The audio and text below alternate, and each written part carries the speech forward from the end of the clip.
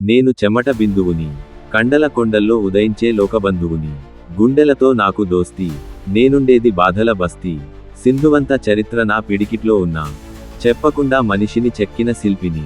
వెళ్ళిన పక్షుల గుంపులు వెనక్కిరాలేదని ఆక్రోశిస్తున్న అడవుల్లో చిక్కటి నక్షత్రాలు కలుపుకుని చీకట్లు ఆస్వాదిస్తున్నా. స్మృతులతో అల్లిన పైట చెరగు పట్టుకుని నాదేశం పాదాలు పెనవేసుకుంటున్నా. చెట్లకు వ్రేలాడిన శిరసులు పూస్తున్నాయి, కొమ్మల్లో పూలై గోలిదూరిన గుండెలు కదులుతున్నాయి. గుడిలో ఘంటలై ఎందరు ఎన్ని రాత్రుల రక్తం పిండి ఇచ్చారు. ఈ దినం కోసం మన పంచల మంచు బిందువులై వ్రేలాడుతున్నారు. ఇదిగో నా ఇనప పిడికిలి, కాలపు కఠిన శిలల్లోంచి కాంతిజ్వాల. త్రవ్వి తీస్తా, ఎదిరించే శతాబ్దాల నిదురకు నిప్పంటిస్తా.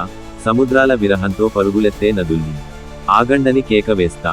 ఆ రంగులేని బంజర్లకు ఆకుపచ్చ పులమమంట. దేశం నుంచి పారిపోయిన నవ్వుని తిరిగి రమ్మని ఆహ్వానిస్తా.